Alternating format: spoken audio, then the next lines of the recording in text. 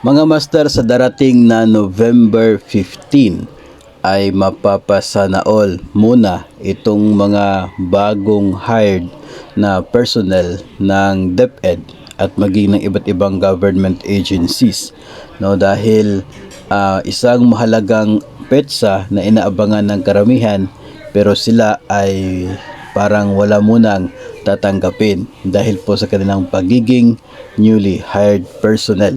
Ito po ay dahil sa November 15 magsisimula ang release ng tinatawag nating year-end bonus and cash gift.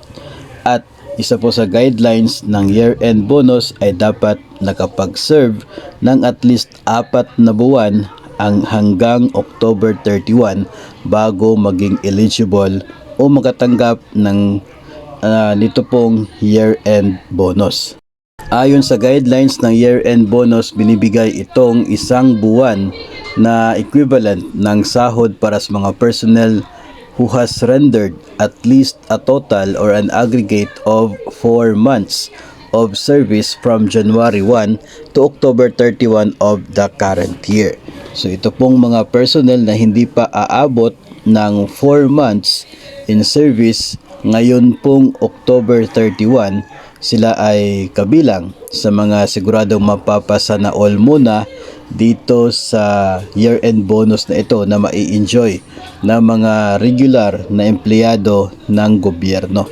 So lahat naman po tayo ay nakakaranas sa ganito pong sitwasyon, no? Depende po sa petsa ng atin pong appointment.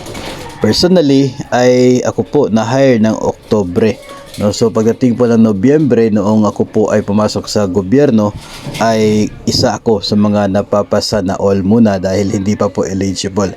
So dapat meron pong 4 na buwan na serbisyo from January 1 to October 31 para eligible sa year-end bonus. All or nothing po kasi ito kapag ikaw ay nasa gobyerno pa or active in service pa as of October 31. So buo po yung makukuha kung ikaw ay eligible sa 4 months requirement at remains to be in government service as of October 31. So pero doon po sa cash gift ay walang problema itong mga baguhan na mga empleyado ng gobyerno dahil nandoon naman po sa guidelines na kahit po less than 4 months in service, mayroon naman po silang porsyento makukuha doon sa cash gift na ito. So ito po yung table, no, kapag 3 months but less than 4 months 40% ng cash gift, 2 to 3 months 30%, 1 to 2 months 20%, at kung less than 1 month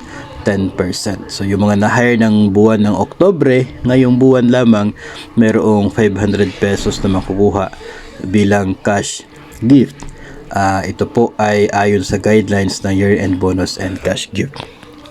Yung mga naka-qualify naman doon sa na 4 months requirements pero hindi na po aktibo sa serbisyo, separated na, nag-retire na o nag-resign na, ay eligible naman po sila sa ilang porsyento ng year-end bonus ayon pa rin po sa guidelines, pero hindi na po buo yung kanila makukuha. Tanging yung mga inactive service pa at umabot ng 4 months ang buong buo talaga yung year-end bonus.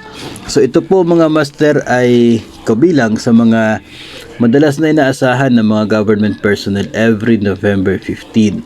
No, ito po ay malaking kasiyahan para sa lahat kapag dumadating ang petsang yan dahil panigurado po na aabot, no, buong buo yung sahod, wala pong deductions, plus meron pang 5,000 na cash gift na binibigay para po sa lahat ng mga eligible government personnel. So isang buwan na lamang at darating na rin po ang November 15.